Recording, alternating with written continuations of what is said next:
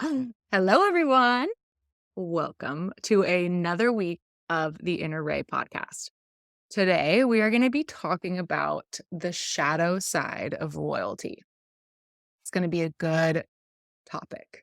And the story that inspired this topic is something that I think will serve us all greatly. So, with that, I'm Katie, and I am so happy to be here with you all on this fine and sunny day. And I'm Erin, and I am really looking forward to digging into this topic today. So, guys, why loyalty? And why the shadow side of loyalty? Like anything, there is a dark and a light side to loyalty. And it is such a strong and powerful word and such a strong and powerful feeling connected to it. And it can either have a really empowering or disempowering effect on yourself and others. And loyalty implies sticking by someone no matter what. And it gets to the heart of unconditional love, which is really beautiful.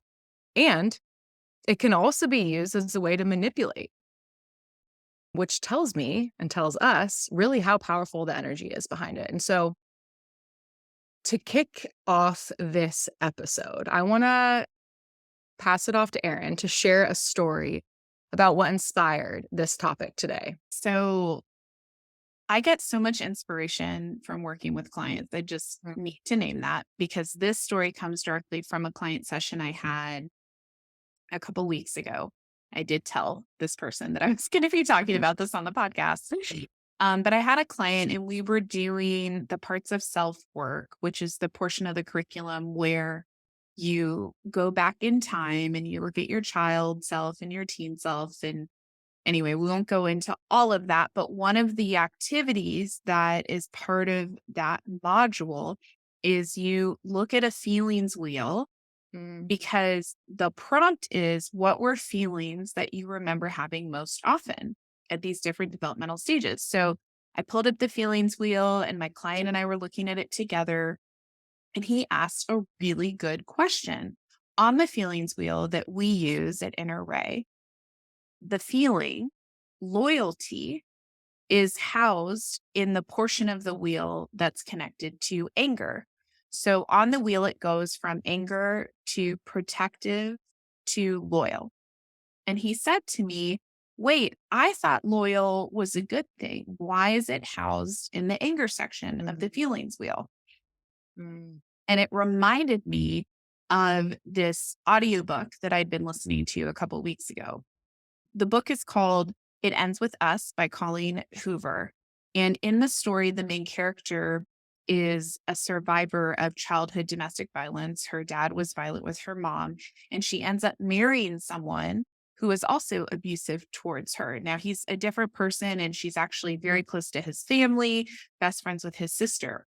And one of the things that really struck me in this story was that when she was making the choice to divorce her husband, she said, I'm so glad that my best friend is not a loyal person.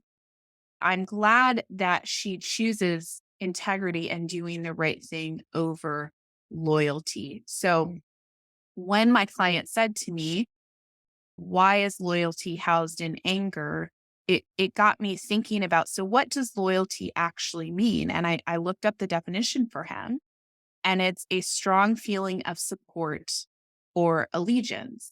mm, So I'd like to pass it back to Katie, but this whole topic was inspired from this interaction with this client. mm. There is so much wisdom in those stories and so many places we could take this. But I think what I'm hearing the most that is the most important thread to pull out right now as we begin diving into this topic is, like we said, there is beauty and a lot of power in loyalty, but it gets dangerous when there's a lack of integrity and dignity in the relationship where loyalty is present. When loyalty is demanded, where integrity and dignity aren't, is n- a really fishy place to be in and really will inspire that anger inside of you. Ooh, something doesn't feel right. And so when I hear why is loyalty within anger? I think of what anger is doing for us. It's protecting a boundary. So, what is integrity, right? Integrity is the quality of being honest and having strong moral principles, the state of being whole and undivided. And dignity is the quality of being worthy of honor or respect. When I think of loyalty, there is a difference between demanding loyalty and inspiring it. You inspire loyalty when you're acting and speaking from the heart, and you're demanding it when typically there's something you're trying to hide or protect. If you're being told to keep a secret or keep something under wraps or protect someone's bad behavior through loyalty, then you're swimming in some dark waters and you're swimming in the shadow side of loyalty. And so this is such an important topic and such an important place for us all to contemplate because it's important in relationships. It's important in your relationship to yourself. It's important in your family systems and in the workplace. Both family systems and workplace would be a really interesting place to take this. I'm curious, Erin, if that feels alive for you of just like how we see this show up from a leadership perspective. Absolutely. When I heard my client questioning this, it was Mhm. perfect for him and his story because he is someone who has broken out of family dysfunction. And Mm, there was a lot of requirement for protecting the kingpin narcissist in the family and being loyal to we're doing this because we're family. And this person in particular, family and work were mixed because he mm, worked in a family business. But even the other day, I was talking to a friend and she was sharing how in her addiction, so back when she was less well, she was very close to her sister and they often behaved in ways that would be described as like sister loyalty and they would mm, cover for each other and they would do things for each other. She would take care of her sister's kid when her sister was out using or whatever it was. And that about a year ago, the sister was living in this situation where there ended up being a house fire and the whole apartment building complex burned down. And it was partly because of an associate of the sister. And my friend was not involved in her sister's life at the time, but she ended up finding out that her sister and her sister's associate were responsible for the fire. And she sat with for a while, do I call the police station and tell them what happened and who's responsible, or do I show loyalty to my sister?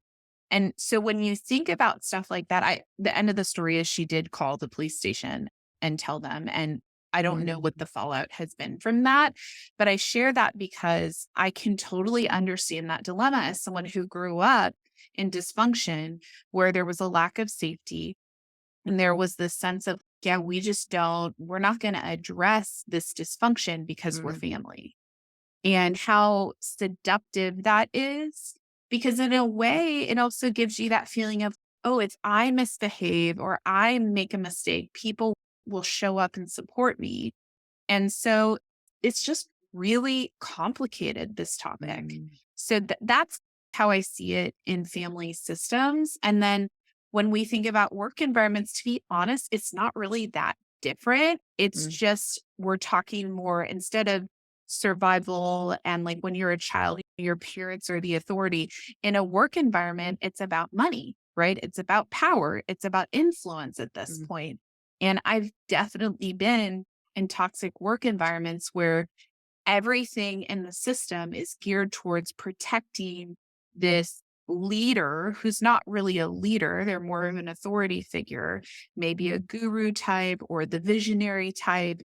And the whole system is about protecting the public from the truth of the full personality of that mm, person.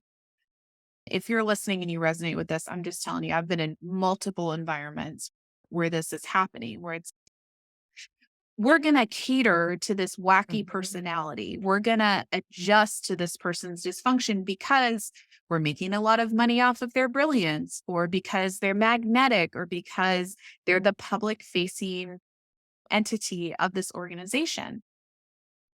So, yeah, it shows up everywhere. mm. Wow, those are very good examples. What I'm hearing is the difference in the discernment between authority and leadership, and how that plays into what we were talking about around inspiring loyalty versus demanding it. And I wonder if there's anything else more you want to share about that.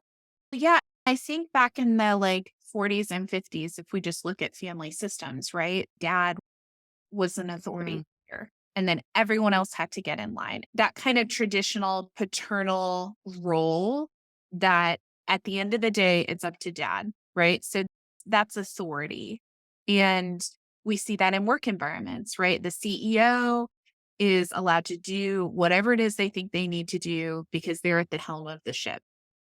And that there's a balance there, right? Having mhm, some authority can be a good thing. However, what our culture is shifting towards over the last 50 years is shifting from this idea of authoritarianism, right? And all the ways that it shows up in work, in government, in family systems. And we're moving towards what is true leadership. mhm, And you can be a leader and not be in a position of power because anybody who is a leader, they inspire people, they mhm, empower people. And it's less about accountability and rules and falling in line. And it's more about, wow, I really want what that person has. Or I really want to follow that person because of the good work that they're doing. mhm, Or the way that person embodies spirituality or principles or lives is something that I aspire to be and to do and to cultivate. I want the life that they have. And mm, so when we shift from, I have to listen to this person because they're in charge to, I want to follow and learn from this person huh, because they've been somewhere I haven't been yet and I want to know how they got there. Those are just two very different things. And I do think it's a cultural shift that is happening everywhere and honestly is really needed. yeah, So, why I think this topic of understanding the shadow and the light of loyalty is so important because for so long we just lived in this more authoritarian view on how to lead and how to live. yeah. Some questions that popped into my mind and my heart as you were sharing these stories that I think would be really helpful for you to contemplate or to journal or to take on a walk with you. What are you being loyal to in your life? Who is inspiring loyalty in your environment? How do you inspire loyalty? And getting to the shadow side, is there anywhere in your life where you are demanding loyalty? And how is that calling on you to evolve and to look at something within yourself where there might be a wound or an emotion or an experience that needs a little bit of nurturing? And how can you use that as an opportunity to come into your heart and to grow? Are there any other questions that are coming to you to leave people with? Yeah, I had a friend share this with me a long time ago. She said, I know that I want to work with someone or be associated with someone that when I leave a Mm, connection with them, I feel bigger, I feel empowered, I feel seen. Versus if I go and have a conversation with someone and I feel small and I feel like I need to hide, I feel like I'm in trouble. That right there, just mm, feeling into your body, like how do you feel around someone? Now, what I want to say, the caveat to this is that some of that could be projection, some of that could be your own unprocessed trauma. But honestly, I don't really care why. What I know is that if you are showing up and you're feeling small, you're feeling shut down around someone, whether it's their fault or not, it might not be the best interaction for you at this time. And if you do have a therapist, if you do have a coach that you're working with, maybe unpack it a little bit. I had an experience last year when I was still working in a corporate setting where I had this boss and she was really triggering my dad's stuff. Like, I'll just be honest, that's what was happening. And mhm, because of my years and years of work, I was able to identify it, feel it, and then it like immediately dissolved. And the projection I was having onto her went away. And mm, she does have more of an authoritarian style at times, but I didn't have to come into that energy with all of my trauma from childhood. I got to see it, detach from it, decide how I wanted to engage with it, and then move on. And mm, so that's one of the things just to notice is how somatically do you feel around a person, place, or thing? Mhm. How young or how old do you feel? Mm. And if you are traveling back in time, getting some therapeutic support to help you understand why. Is it really about that person or is it just touching on something historical within you? And it's probably both. Oh, amen. That's so beautiful. And I'm hearing too, I think we'll probably have to have part 2 of this episode at some point because I think we've talked a lot about how loyalty plays out in a family system, how it plays out in the work environment. But in that example, on these questions that we just raised, I'm also seeing how it plays out in all dimensions. And so I think we could go into a beautiful topic around, okay, so how does integrity play out in all dimensions, physically, emotionally, mentally, intellectually, spiritually, relationally, and financially? So stay tuned, folks, if you're interested in this topic. I think we can go into that at some point. I feel like this is rounding up. We have a question to leave everybody with. Erin, is there anything else that is alive that you want to raise before we dive into that? Yeah, there is one more thing I want to share because I can admit that I had a lot of authority figure issues. Mm, Um, One of the things that I learned in my recovery journey is that projection of authority and how that connects to loyalty. And I experienced a lot of situations where authority figures were demanding, not inspiring loyalty. mm, So, one trick that I just want to leave people with is if you know you're someone who struggles with authority because of this whole topic that we're swimming in, really asking yourself in that moment, is someone just trying to do their job? Let them be human because that mm, can also disarm. Because I think sometimes we're taught to be loyal and we're taught to have toxic tribal obligation and be loyal to things that we're a part of. When if we can just remember, okay, I'm a person, I'm showing up at work. They're a person, they're showing up at work. I'm a mhm, person driving down the road. This is a police officer doing his job, pulling me over. That mhm, some of these things are not really what they feel like in our bodies, and just mm. starting to unpack how do we respond to authority? What is our relationship to loyalty? And where do those loyalties lie? I think those would also be good contemplations to go into. I couldn't agree more. And as you just shared that story, it took me back into integrity and dignity, right? Because ultimately, I think the opposite of dignity or in some opposite pole is like this dehumanization, seeing someone as less than human, a lack of compassion, a lack of empathy. And that also then takes us back into the heart of what loyalty is all about. Like, where is there compassion? How can you bring empathy? Not only to the other, potentially where the loyalty is being inspired, but also to yourself, right?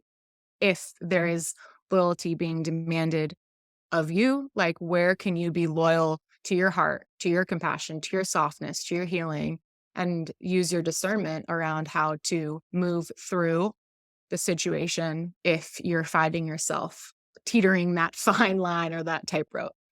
I'm curious. I feel like this is a good place to go now. I'm curious, Erin, can you name someone in the public eye who is broadcasting their inner ray, inspiring you to live your most radiant, authentic life? Absolutely. I'm going to go a little old school because it's been a Mm, long time since I read this person's book. But I think most people have heard of Simon Sinek. And he wrote a book that I read probably 5-ish years ago, maybe even longer, called Leaders Eat Last. mm, And there's just so much juiciness in that book about how to be an inspirational leader and invoke and inspire loyalty and connection and commitment and camaraderie. And I think he was probably one of the first, in my memory, leaders out there that was trying to take a different approach. I mm, feel like when he came out, he was talking about this millennial generation who's just not responding to authority the way previous generations had. And so his work was really influential for me, especially being an elder millennial, being on the front edge of this generation and being in the workplace and having these environments where the people in power wanted to be more authoritarian because that was what they knew, but it wasn't working. Like mm, our generation just wasn't having it. And so Simon Sinek, if you don't know him, he's everywhere once you start to recognize who he is. But I highly recommend if you are someone who is a leader and you want to explore this concept we've been talking about, Leaders Eat Last is a phenomenal Mm. book. Ooh, Erin, I love Simon Sinek. You're inspiring me to dive back into him. And speaking of inspiring loyalty and dignity and integrity, I think another place to do that for yourself and with others is in retreat.